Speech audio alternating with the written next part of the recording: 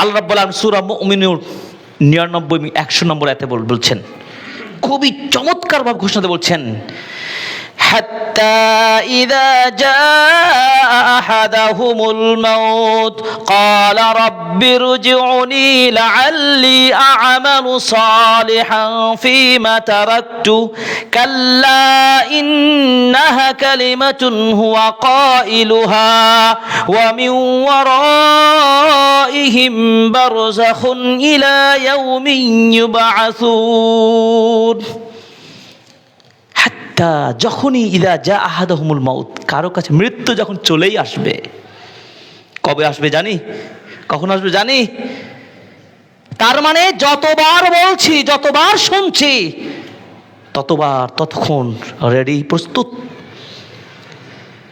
মৃত্যু যখন হয়ে যাবে, ক্বালা রাব্বির জিউনি, অপরাধীরা বলবে, আল্লাহ আমাকে আবার ফিরিয়ে দাও, আরেকটু সুযোগও দাও, লাআল্লি আ'মালু সালিহা, আমি একটু ভালো কাজ করে তোমার কাছে আবার ফিরে আসি, আমাকে সুযোগ দাও।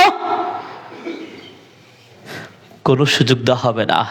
আল্লাহ পাক বলেন, কাল্লা ইন্নাহা কালিমাতুন হুয়া কাইলুহা, ওই লোকটার শুধু মুখের কথা, তাকে যদি আবারও জীবন দেওয়া হয়, সে আবারও পূর্বের মতো ওই কাজই করবে, খারাপই করবে, সে ফিরবে না।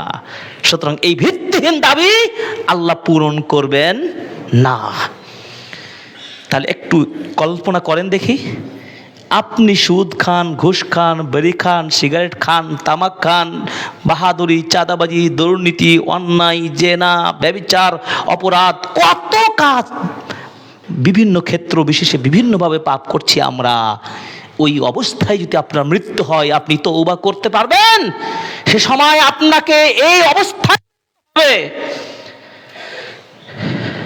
আপনাকে অপেক্ষা করতে হবে, মিন ওয়ারাইহিম বারযাখুন ইলা ইয়াউমি ইউবআসুন, কিয়ামত সংগঠিত হওয়া পর্যন্ত, হাসর হওয়া পর্যন্ত এইভাবে মৃত্যুর অবস্থায় কবরে আপনাকে থাকতে হবে। কোনো দ্বিতীয়বার সুযোগ দেওয়া হবে না।